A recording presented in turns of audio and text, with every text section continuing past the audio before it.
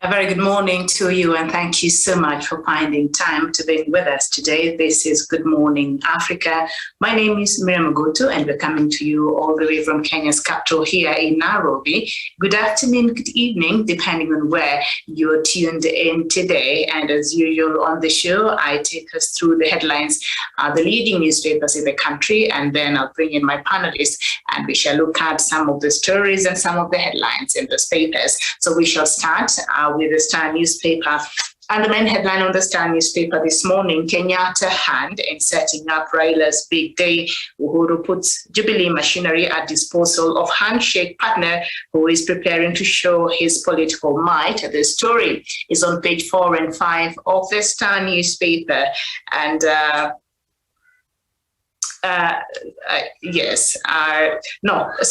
that's another headline. But on today's headline, the Star newspaper, Kabete, a killing, survivors tell of shootings, horror. Constable Benson Imbatu went home with his AK-47 rifle, picked a quarrel with wife Carol Amogoe and shot her. The story is on page 4 and 5 of the Star newspaper. He is only human, doctors take on Ruto's quelling campaign diary. And then Mount Kenya's tycoon to endorse Raila ahead of big day, and lawyers to disclose a suspect deals in money laundering schemes. So that is what we have on the Star newspaper. And then we turn our attention to the Standard newspaper. And the main headline on the Standard newspaper this morning, a killer corpse last call and love turned sour. Constable Benson Imbatu called a cousin moments after killing his lover, then shot 5 other people dead before taking his own life. Yesterday, it emerged that the officer had in the past had vicious fights with his partner, Carol. The story is on page 14 of the Standard newspaper. Why head teachers want schools closed early? The story is on page 4. And CBK will now police digital lenders. You'll find that on the business page on the Standard newspaper. That is on page 29. DP Ruto's big gamble over small parties. The story is on page 7. And Raila's bag of tricks just when he looked the least attractive to his erstwhile allies in NASA. ODM Chief Raila Odinga is emerging as a good prospect to lead a new alliance as political players line up for coalition deals. The story is on page 12 of the Standard newspaper. And then we turn our attention to the Daily Nation, and the main headline on the Daily Nation this morning, Raila beats OKA to win tycoons backing for 2022. Mount Kenya Foundation bigwig settled on ODM leader Raila Odinga as their preferred candidate to take over from President Kenyatta, coming as a major political boost ahead of the former Prime Minister's big day. The stories on page 4, 5, and 6 of the Daily Nation after a Acacia-Kin fight to recover their properties from Kenyan courts. The story is on page 11. CBC now goes to university colleges to review courses ahead of the rollout. You'll find that on the back page of the Daily Nation. And just down there for a killer officer, it was a matter of when, not if. The story is, of course, on page 7, and 7 test positive for Omicron in Uganda. And so I guess that is another headache that now we have to think about, because if it's, Omicron has been detected in Uganda, I think it's just a matter of time before we have our first, perhaps, case here in the country. But that is what we have on the front pages of the leading newspapers this morning. And I'm joined by Sharon Gitonga. Sharon Gitonga, very good morning to you. Thank you very much, Miriam, and a very good morning to you from Nairobi, and to my colleague panelist, Samuel Tawish, and to all our viewers who are watching us, in Africa and across the globe, whether it's their morning, afternoon, or evening. Good morning. All right, good morning to you. And we're also joined by Samuel Tawish. Tawish, a very good morning to you. A very good morning indeed to you, Miriam Ogutu. Good morning to my colleague, panelist Sharon Gitonga, and all our viewers watching this program in Kenya, Africa, and the rest of the world. All right, very well. So as we look at some of the headlines this morning, so the story on the Daily Nation, of course, 7 tests positive for Omicron in Uganda. The variant was detected in 2 travelers from South Africa and 5 from Nigeria who arrived in Uganda more than a week ago, raising fears the virus might have spread into the neighboring countries. So, we just said, should we be worried here, Sharon?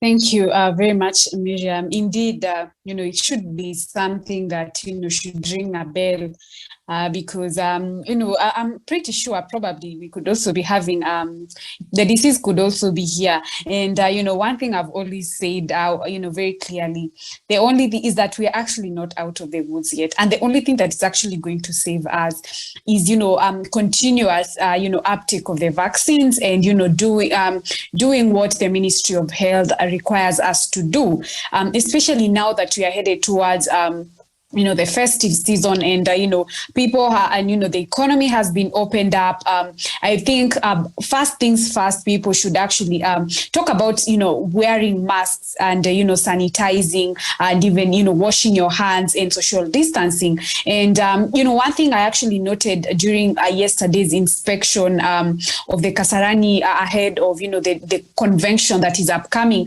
this Friday is that one of the leaders was, and that is something that we've always said here, that political leaders need to also need to sensitize the members, especially as they gather in thousands, on the need to, mask up and, do the necessary. And that is one thing that came out clearly, from one of the leaders. He really, insisted on the need to have everyone, masked up and, follow the MOH guidelines. So it is something to be, vigilant upon, especially now that it's in one of our, very neighboring countries. And the only thing that is actually going to save us is, the continuous, use of, the guidelines that have been rolled out by the Ministry of Health. Thank you. Very well, thank you so much. And the story, of course, is on page 8 of the Daily Nation. Let me just read a bit of it, Tawish, before you come in. Now, Uganda has confirmed 7 cases of the Omicron variant of COVID-19, and that is according to the Health Minister, Jane Acheng. Dr. Acheng yesterday said the variant was detected in travelers from South Africa, 2 of them, and 5 travelers from Nigeria who arrived in Uganda more than a week ago. This has raised fears that the virus might have spread in the country. So when you look at these cases, of course, these are people who have come outside of Uganda. Can you fault the countries that had to put these new travel restrictions from countries that have registered Omicron? Tawish. Thank you so much, Miriam. You understand the first and utmost priority for each and every country really is to ensure that they guarantee that safety and the health of their people. And if maybe putting up these restrictions or travel restrictions will really be able to reduce or rather to make sure to minimize the spread of the COVID-19 pandemic, and more so this variant you're speaking about, the Omicron, then I think it is a step in the right direction. Really, you remember that so many governments, so many leaders have been accused before for permitting rather being negligent in a way they have been handling, of course, the previous variants, and especially even when the COVID-19 really struck, that is somewhere in March last year, that probably there was something that we could have done to avoid or try at least to mitigate the spread of this particular virus. So that is why you see we countries, and more particularly in the African continent, because we are more vulnerable when it comes to even getting the vaccines, when it comes to, of course, our health infrastructure in the African continent, we are quite very challenged, and therefore it is really a good move that governments are putting up those restrictions and measures to ensure that we can be able to be vigilant and make sure we reduce the spread of this particular variant and COVID-19 in that respect. So absolutely, really, I agree with you, Miriam, that should be the way to go. We need to try as much as I know there's going to be a bit of some outcry. There's going to be a bit of some uproar coming from different quarters regarding these restrictions. But it is really necessary for us to be able to follow onto these protocols and follow onto these restrictions if we are to deal with this mysterious pandemic. You know, the COVID-19 pandemic, like it has always been famed, is not an ordinary pandemic, Miriam. It is something that is mysterious, something that is not easy really to deal with.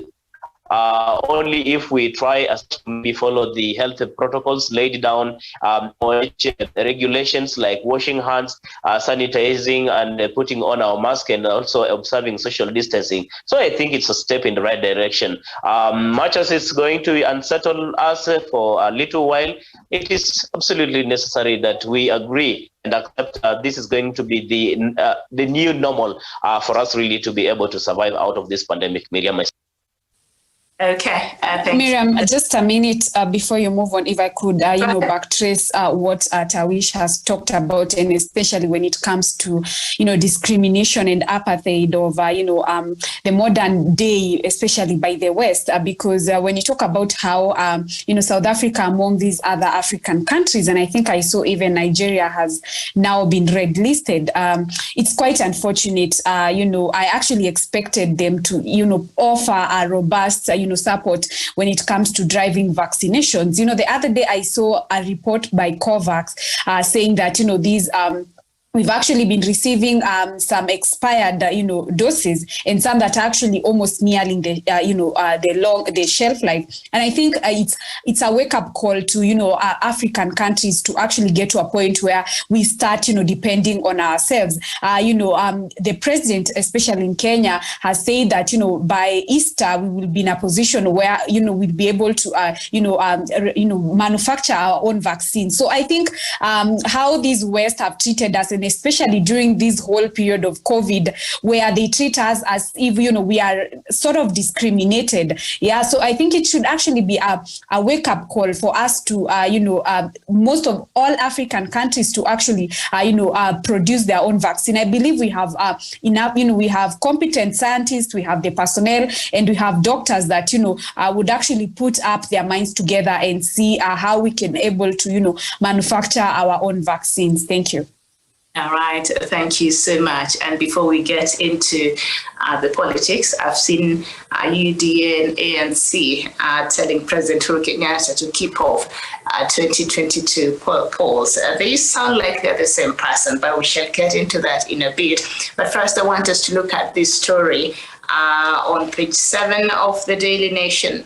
And Kabete killer officer had a pending murder case. Now, before Constable Benson Imbatu went on the rampage, killing his wife and 5 other people before taking his life yesterday, his colleagues had feared it was a matter of when and not if he would go berserk. The policeman who worked in the Kabete, Kiambu County, had been implicated in a murder at Mountain View Estate in Nairobi about 8 months ago. However, the Independent Policing Oversight Authority, IPOA, was yet to submit his file to the Directorate of Public Prosecutions for action, sources have told the Nation. Had he been interdicted, his colleagues said the civilians he was meant to protect would still be alive.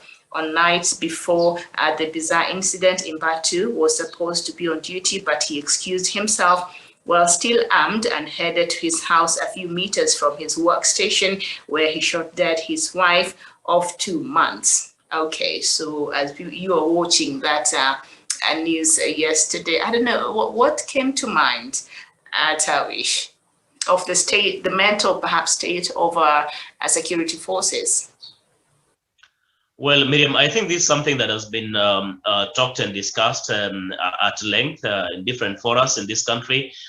Because again, when you look into the recent cases, it's becoming apparent that our officers really, especially police officers or even our officers in uniform, are distressed a lot. And maybe there's so much that needs really to be done in terms of doing, say, guiding and counseling, like it was suggested. I don't know how far it is gotten, so that people who are even in such kind of stress or depression can be able to be taken through some kind of some sort of guiding and counseling.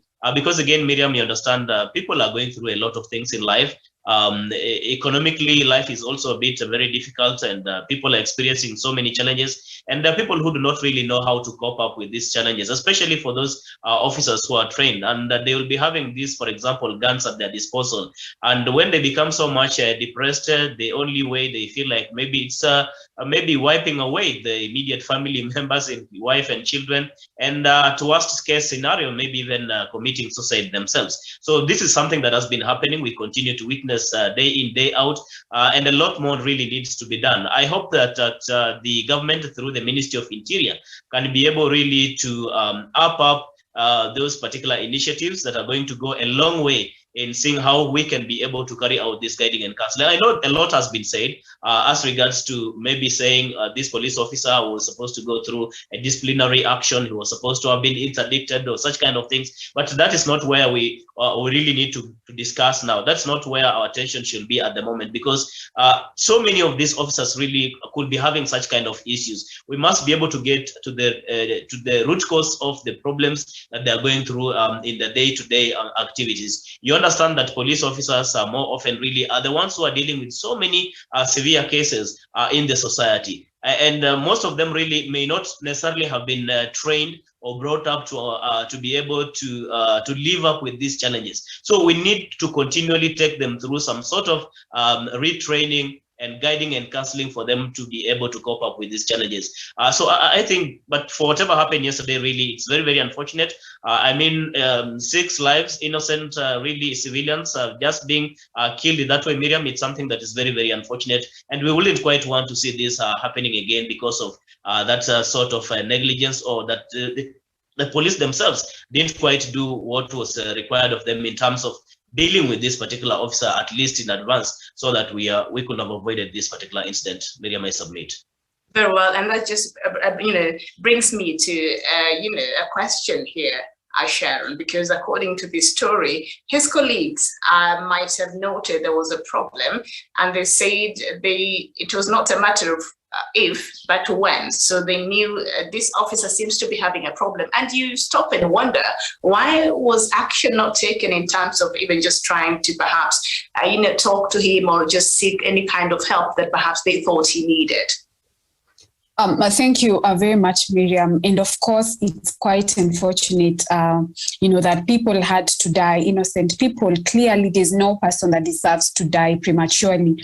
And, for the 6 lives that have been lost, I actually was seeing a police saying that apparently it could actually be more than 6 lives that were lost, because this police officer said to have, discharged 26 bullets. So, but, the Ministry of Interior was actually quick to respond to that. And he said that, investigations are being conducted, and probably in 3 days is going to give, robust report. And, we were talking about, the issue of mental health, and it's quite unfortunate that mental health and, assessment is actually on the rise. And, the Ministry of Interior yesterday during during a certain event where, he was commemorating the lives that of, the prisons and the police officers that have, died in the line of duty, also talked about this issue. And he said it is something that is actually an awakening call. And one thing that he actually promised in his ministry, said that they're actually trying, to destigmatize, some unfounded ideas about, when you talk about mental health. And, he talked about, enhancing counseling and medical help for, these affected officers. And on the same, he said that, some resources have actually been set aside, to jumpstart these kind of programs when you talk about psychosocial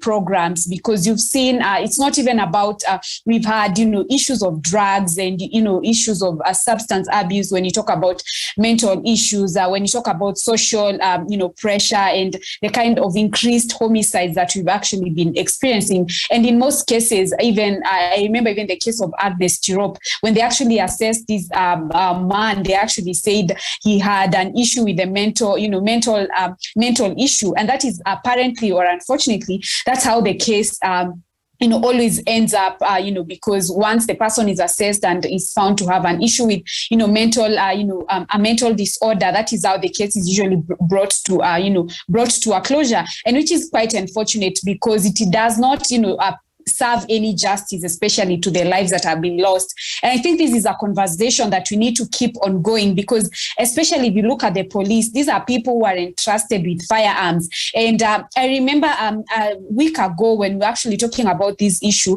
whereby, the police had actually some salaries had been slashed out. I don't know if you can remember this conversation. And one thing that we brought out clearly is that when you find, such kind of issues, we are going through so much as a country. When you talk about economy wise, the cost of living has gone really high. So you find that these kind of issues actually they tend to take they tend to use what they have at their disposal, and that is their guns, because they believe probably that is the solution. So these are conversations that we really need to we really need to keep on going, so that mental assessment and such kind of psychosocial programs are brought forward to especially for the police and even the people that work at the prisons department. Thank you. Okay. Very well said there. Thank you so much, Sharon Gitonga. And we are also joined by Daniel Wesonga from Nairobi. Wesonga, if you can hear me, a very good morning to you.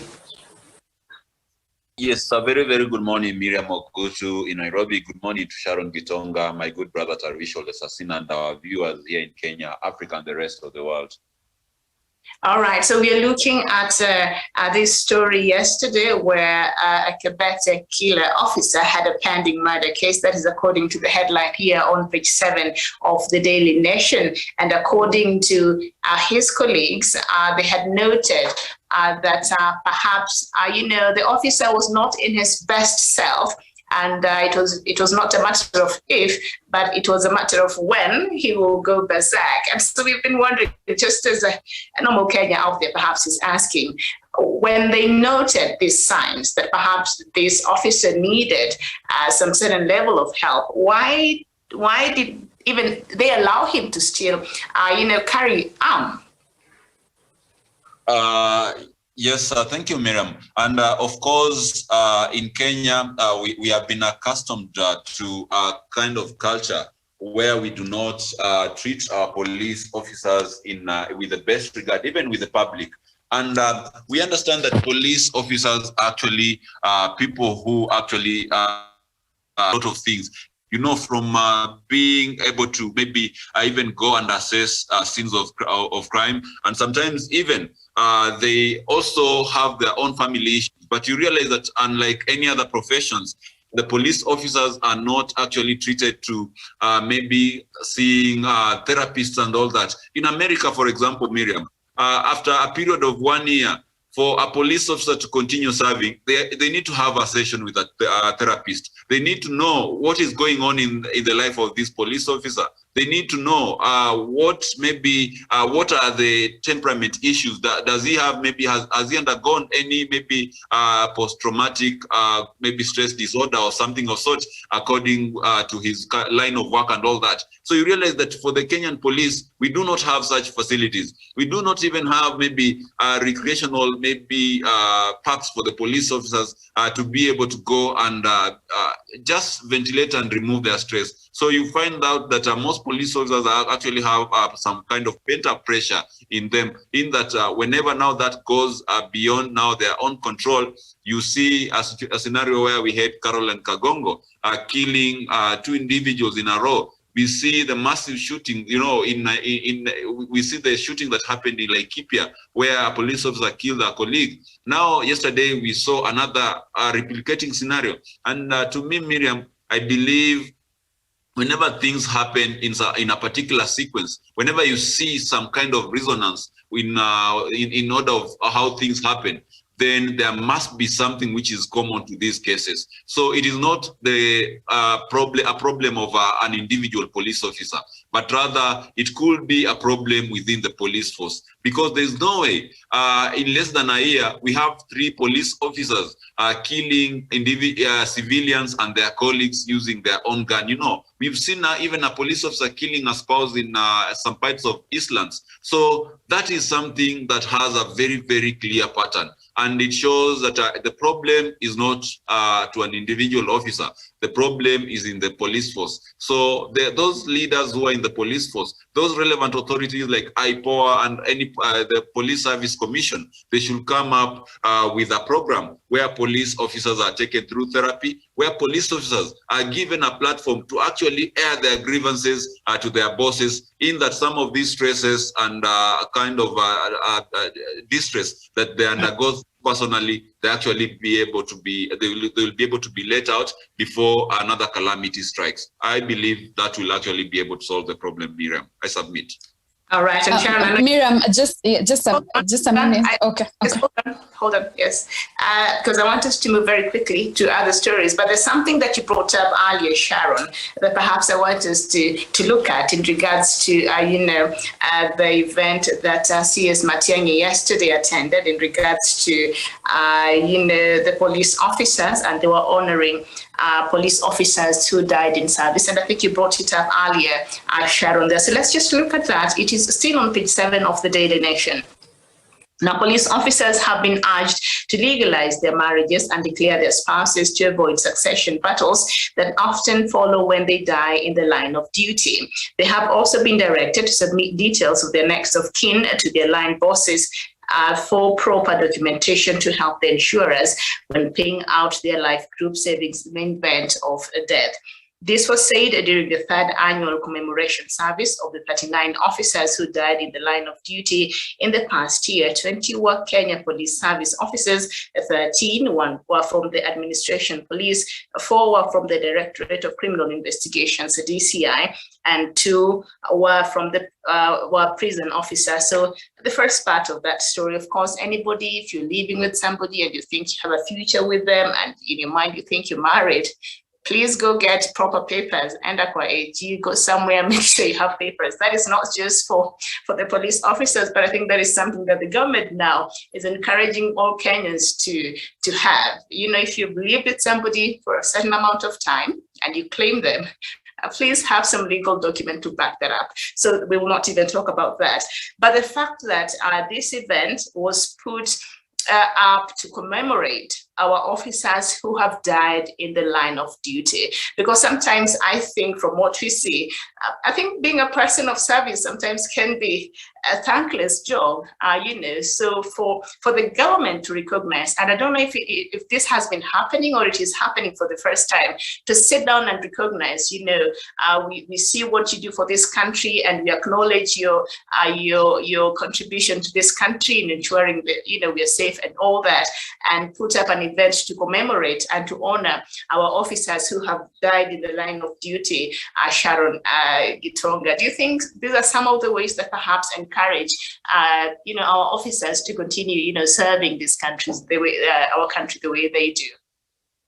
Definitely, yeah. I would say it is actually a step into the right direction when we celebrate our officers and even our soldiers. I understand we even have a KDF day that is set to celebrate the kind of work that our gallantry officers do. You realize that they actually act selflessly and taking up the task to protect our nation. These people literally sacrifice their tomorrow for our today. So when we have these kind of events and probably even set up a national day to even celebrate them, because they actually do the most, these are actually going to go a long way. And probably even look into incentives, or even when you talk about remunerations, add them that is probably something we could consider, because like I earlier mentioned, the issue about the salary price cut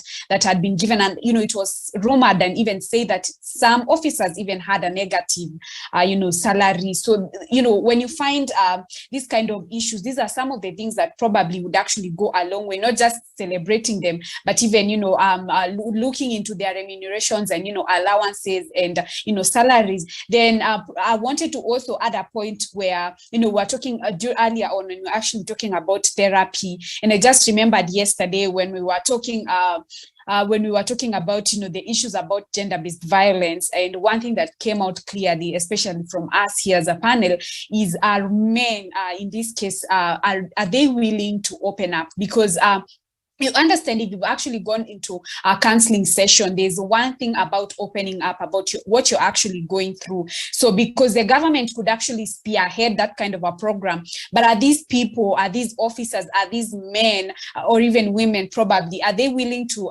open up and so that they can actually be assisted? So there's also that aspect of them being ready to be assisted, because they need to also open up for them to actually find for a solution and an amicable solution to be found. So generally, to answer your question, I think this is actually a step into the right direction, but I still believe more can be done. Thank you. All right, thank you so much, Samuel Tawish. What other ways can perhaps the government and also awareness be created within the public, and could honor these men and women who give their service to this country? And a lot of times you don't think about I need to honor a police officer, I think, because of whatever other issues that sometimes plague the service sector in this country. But is it about time that we started appreciating, these people and the work they do in this country, protecting this country, maintaining law and order, ensuring, we sleep well. I sleep well in my house because I know the security apparatus in this country is okay. But sometimes you really don't get to appreciate that. Yeah, for sure, Miriam. I think there's something that really, it means a lot, really, Miriam, to feel being appreciated. And I think we can only be grateful enough to appreciate our men and women in uniform for the great sacrifice they continue to make to ensure that you and myself really are safe every other day. You have just said that often you go and sleep, but you don't care about your security out there. And these are the people who are putting their lives, really, they're even betting their lives, really, to ensure that you and myself and other Kenyans really are very safe wherever they are in this country. And Miriam, even if you look into what, for example, if I was just to revisit what happened in Kitui, that particular accident, the first people who are really called onto that scene of crime was, of course, that accident scene were the men in uniform. I suppose they were the KDF, if I'm not very wrong, to come forward to undertake the rescue operation. And you can imagine, these are human like ourselves, really. Maybe they have just gone through the training, really, to be able to swim around and be able to carry out this rescue operation, but not so much in terms of really understanding. They're human like ourselves, and there's there can be that trauma, because, again, going through this particular exercise, Miriam, may not necessarily be an easy job. So how best then can we appreciate our gallant soldiers, or men and women in uniform? I think it is basic, Miriam. We need to make sure that they are well remunerated.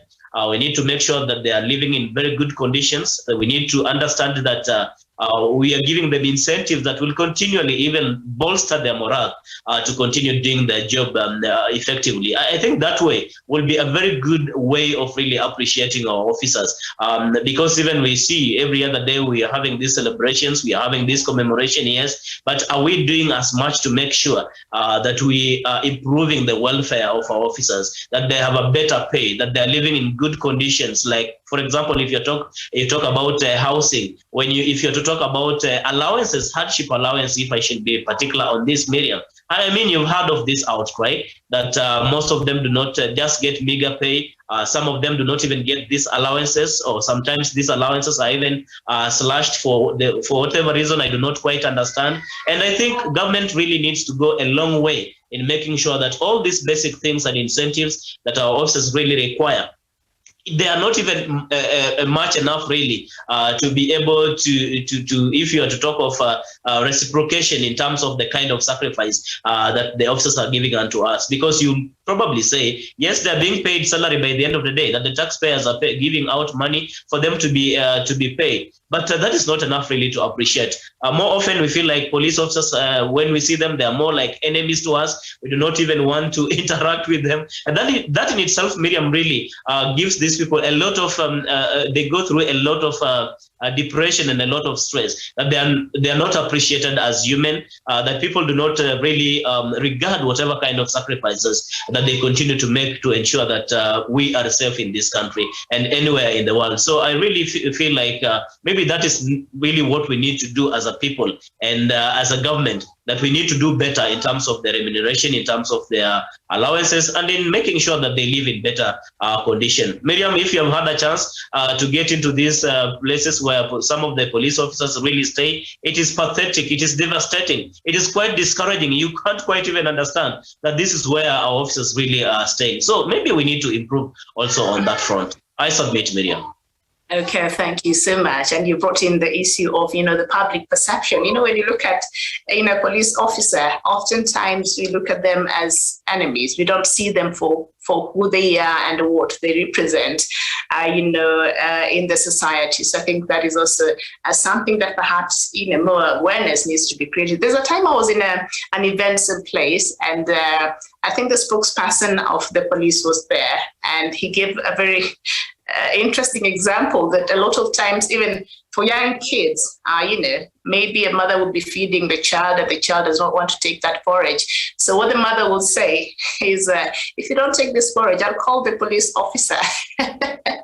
And Takutia police. So, so at a very young age, we even teach our kids that police officers perhaps are not very good people. So I think that is a perception that has been created in the society that needs to be rectified. And so that is an awareness that we need to create out there. Daniel Basong, I don't know if there's anything you'd like to add to this topic before we move on to the politics of the day.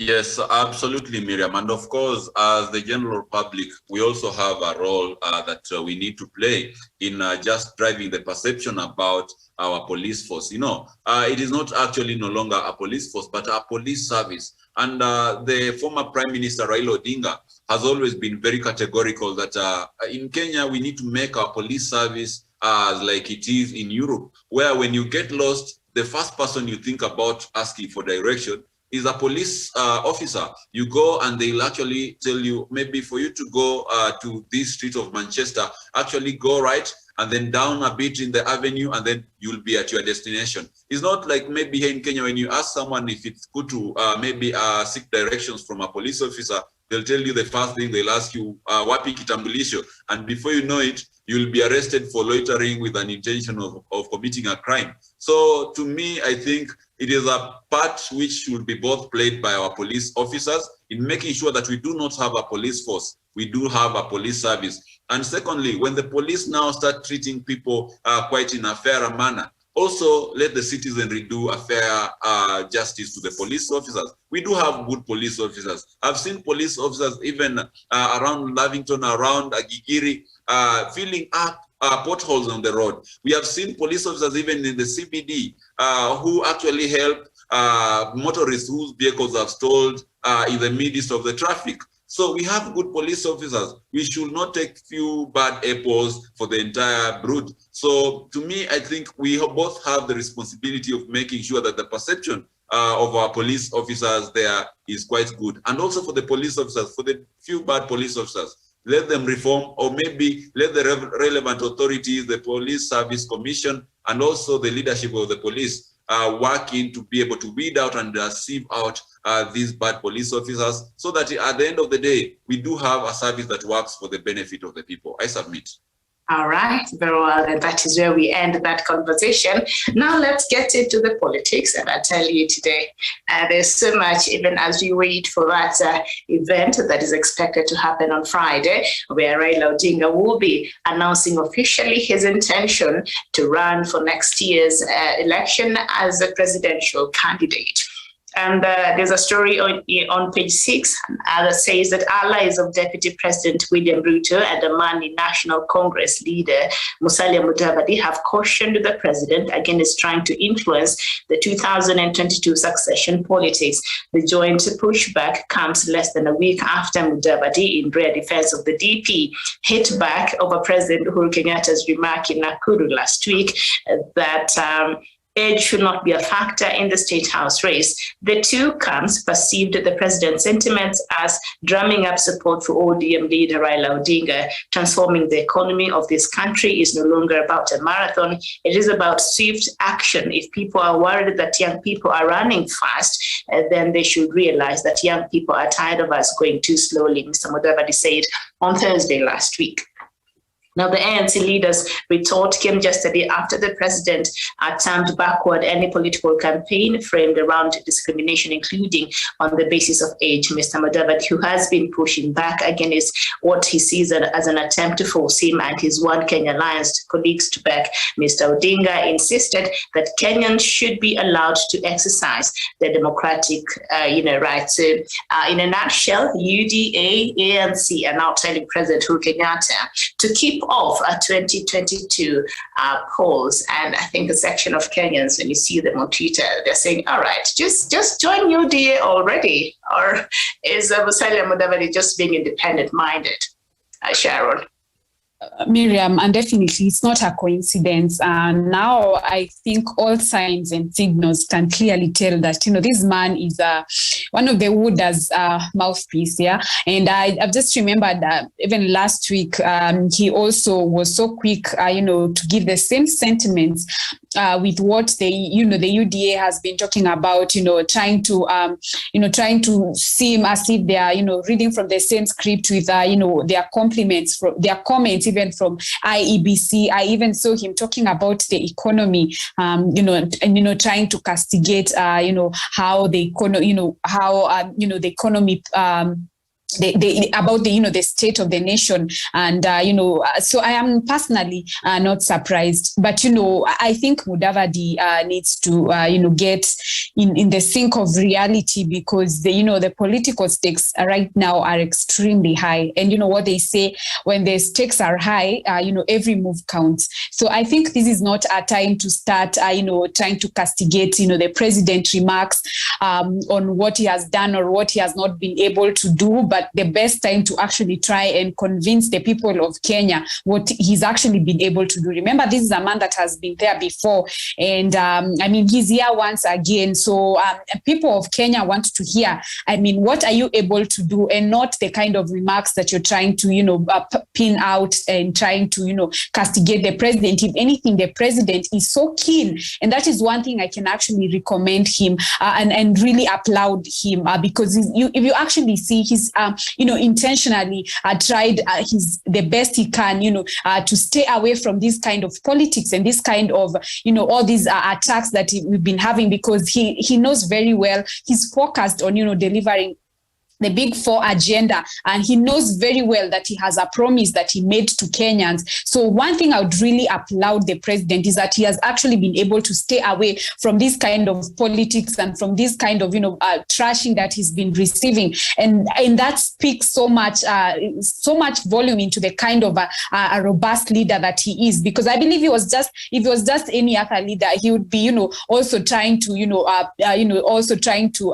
respond to all these kind of critics. And so for Mudavadi and all other the UDA and all other political leaders, I think it's high time they revise their strategy, because we are not going to get a compromised candidate. We have 47 counties that they need to converse and sell their manifestos politically, socially, economically, and try and convince the people of Kenya, because at the end of the day, voters are going to voters are the ones who are going to decide. So there's not going to be any kind of a compromised candidate. And like I always say, power is taken, it is not given. So let them revise their strategy, because the ground has shifted. Thank you.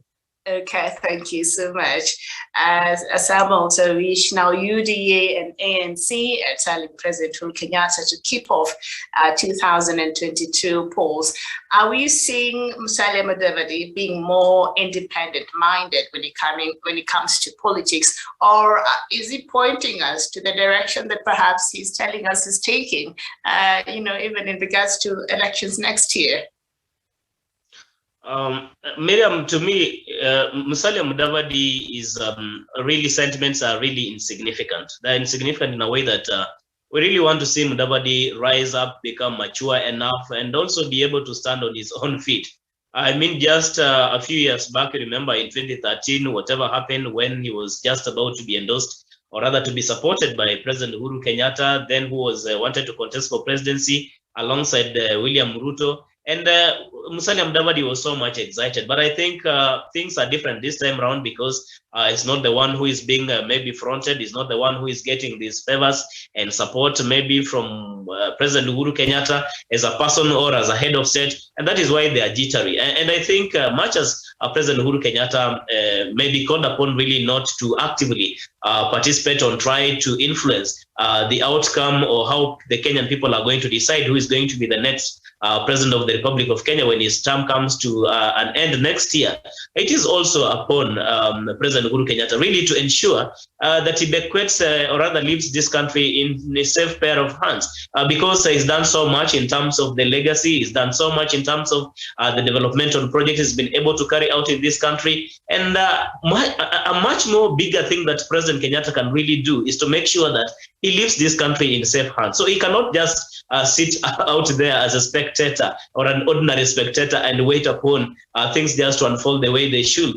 And then, because again, when he leaves the office, I mean, people will say he had a chance really to steer this country to a safe harbor, or to allow Kenyans, or really to guide Kenyans into making a right decision. And you cannot quite dictate President Uhuru Kenyatta as though he's not a Kenyan, as though he does not have his democratic right really to come out and openly maybe even declare support as to who exactly he will favor to succeed him as president. The only thing, therefore, will be maybe urging, and I think this is something that all of us must have main objective, is that President Uhuru Kenyatta cannot directly influence, say, IEBC, maybe to rig in or out a particular candidate. It is only about giving direction and giving advice to that effect, that probably, in my estimation, this will be the right person really to be take this country forward. And I do not think that really that amounts dictating or really influencing the outcome of this election. So they cannot gag President Uhuru Kenyatta from making that or having that democratic right really to speak to Kenyans and tell them who he supposes will be an ideal candidate really to succeed him. In any case, if someone was to make a reference of what the president spoke last time in Nakuru, Miriam, I did not quite see President Uhuru Kenyatta giving out names as to why, Musalia Mudavadi came to that foregone conclusion that it was in reference to Deputy President William Ruto or himself. I do not understand. The president was basically trying to give that analogy that politics is not more of what we really view it. That there's more of reality in politics than what we perceive of it every other day. That you could think you have masses, but by the end of the day, when people get into voting, you'll get that the situation is completely different. Like they usually say, kwa ground vitu ni tofauti, kwa ground vitu ni different. So Musalia Mudavadi should wake up to this reality and get to understand that it's time. He cannot continue being a crybaby. He cannot be pampered anymore, Miriam. You know, this is a man who was actually pulled from the University of Nairobi, if I'm not very wrong, when the father died, and he was made an MP. He's been in government all along. He cannot quite understand how so much sacrifices can be made and so much compromises really can be made in terms of getting the country moving forward. And if President Uhuru Kenyatta has found that maybe former Prime Minister Raila Odinga will be an ideal candidate to take this country forward, it is not hinged on any, any particular interest, but basically is for the interest of the people of Kenya and ensure that there's that unity of purpose and stability for this country. I do not see that the president will be making any grave mistake in supporting Raila Odinga if he was to make that endorsement. Very well, thank you so much. Daniel Wasonga, ANC and UDA lately, the foot soldiers especially, have been speaking from the same page now. Is it just a coincidence, or are we just reading too much into it? Of course, Miriam, in politics, nothing happens by coincidence. Everything is planned.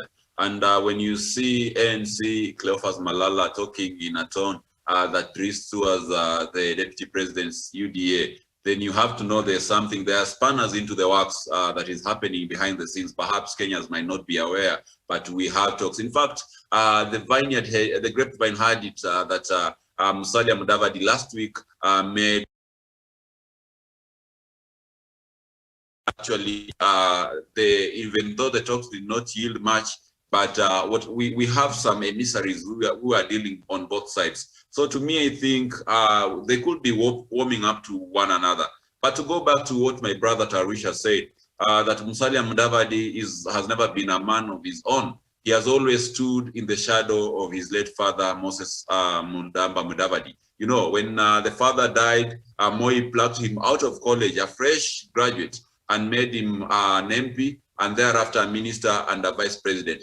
But Musalia Mudavadi has this lethargic personality. He does not have the charisma of being a leader who can maybe vie on his own and be able to win a seat.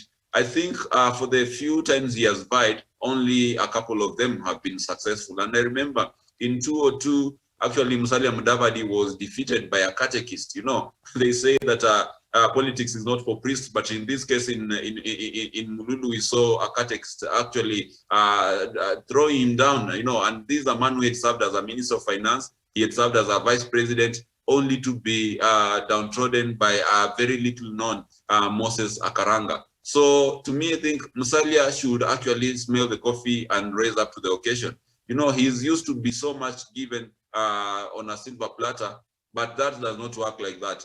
The other time in 2013, Tarisha has mentioned when we had talks between URP and TNA, they had actually reached a point where they perceived maybe perhaps these court cases in the ICC would impede their candidature, and they had actually resolved to support Musalia Mudavadi, and he went to actually meet them. They met in Karen in Musalia's home, but when things changed at Multimedia University, they said President Uhuru Kenyatta is not going to quit the race in favor of Musalia. He's going to continue. You saw what happened. Musalia got agitated. He actually started now revealing that these guys came to my place crying, oh, they ate my mandazi and tea and all that. So this is a man who is actually more used to being given. He has never known how to sweat himself and be able to gain anything politically. And in politics, Miriam, you have to work for what you get. He should not complain that the president is actually supporting Raila Odinga instead of maybe leaving the contest to be free and fair. Actually, the president has the right to support whoever he wants. As a president, he also has his democratic right to vote. And actually, in come next year, August 8th, he will also go to the ballot booth and be able to cast his vote together with his family. So Musalia should stay cool, and we welcome him tomorrow on Friday at Kasarani Stadium, where Raila will actually be declaring his interest, and let the voters decide at the end of the day. He should not feel like he's the most coveted politician to be given president on a silver platter. He always calls himself as a safe pair of hands. Which safe pair of hands, Miriam, when you stole a land belonging to the dead? You know, he stole 200 million, which was meant to purchase cemetery land in Langata. Musalia Mudavadi was at the center of Anglo leasing scandal. So let him not look at himself as being beyond reproach like Herod's wife. So to me, I think let him give the president a break. We are not ready to have this kind of shenanigans. If he wants, he can go and join the UDA. I submit. All right, thank you. And even as we speak of, joining UDA or whatever it is, of course, the main headline on the Daily Nation, Raila bids OKA to win Tycoon's backing for 2022. So that is what we have on the main headline and also on the Star newspaper. But I'd just like us to look at how the Standard has, looked at the same story on page 12. Mount Kenya leaders will tomorrow meet to endorse ODM leader Raila Odinga State House bid ahead of Friday's Azimio la Umoja National Convention in Nairobi. The meeting, organized by the Mount Kenya Foundation, MKF, will bring together governors, senators, MPs, MCAs, elders, women, and youth from the 9 Mount Kenya counties at Safari Park Hotel in Nairobi. It will give blessings to Raila, who is expected to declare his 5th presidential bid. This comes weeks after MKF hosted presidential aspirants, including Raila, Wiper leader Kalonzo Musyoka, Amani Congress leader Musalia Mudavadi, Baringo Senator and KANU chairman Gideon Moi, and Ford Kenya's leader Moses Wetangula.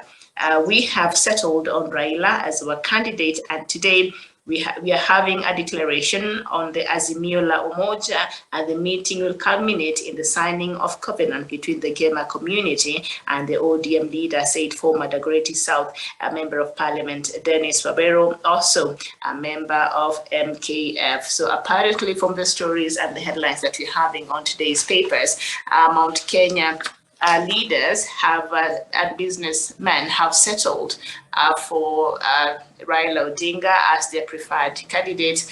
Are you surprised? And what do you think the rest of the LKA leaders who also had an opportunity to meet with them are thinking right now? Is that why maybe Musalia Mudavadi is mad? Maybe we need to start from there, Sharon Gitonga. But are you surprised that it settled on Raila? Thank you, Miriam. I think this is one of the best things that I've honestly had today. And I am not so much surprised because when you looked into the first meeting that they had at Safari Park, I mean, these Oka people, honestly, I didn't see any viable kind of a blueprint. If anything, they went to talk about history. It was quite funny.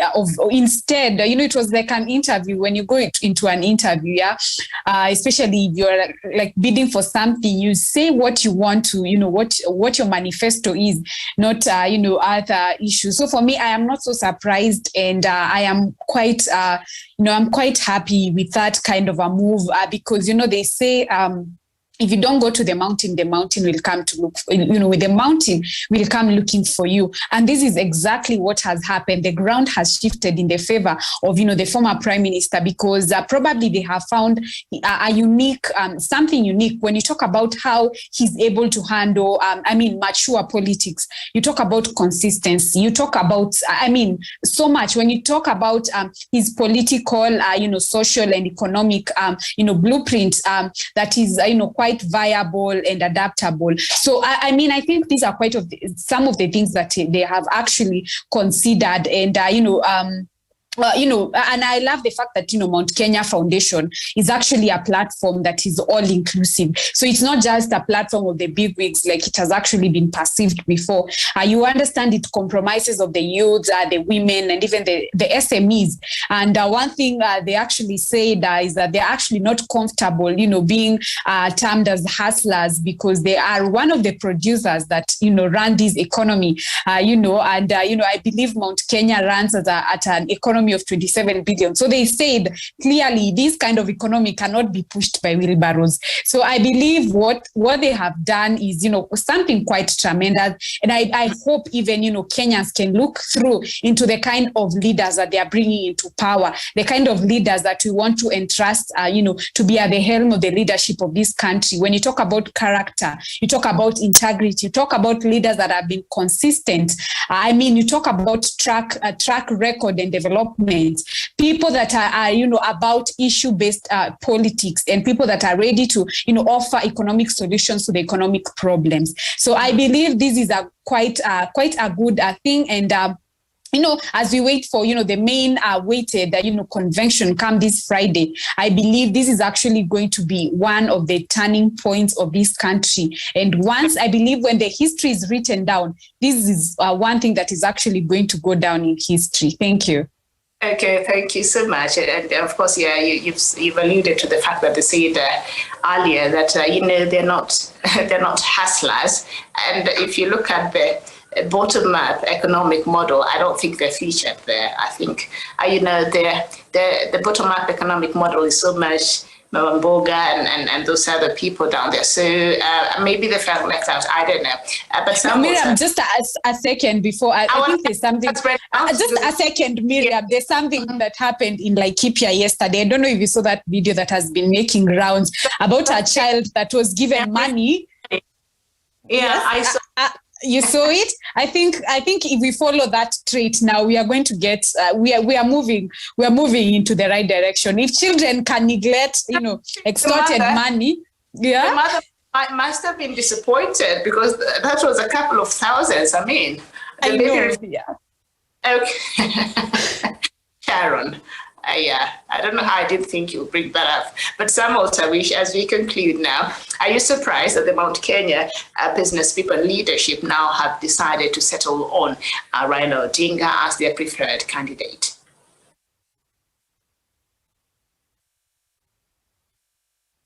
Kindly unmute. Oh, okay. Sorry about that.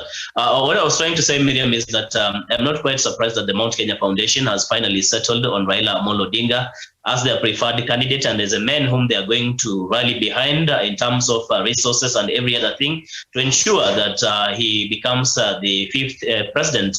That is after President Uhuru Kenyatta's term comes to an end next year. And Miriam, the reason why I'm saying this is because they have looked into it. They have carried out what I will call interviews because they have had meetings with all these leaders, the leading presidential candidates or hopeful.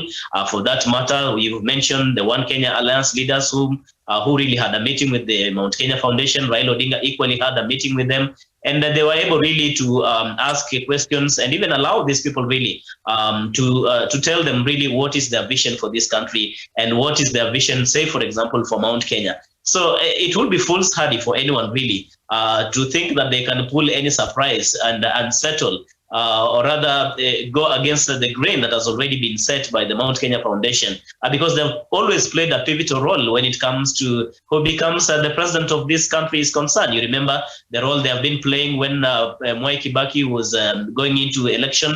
You remember the role they have played in 2013 and 2017 when Kenyatta was going into this election.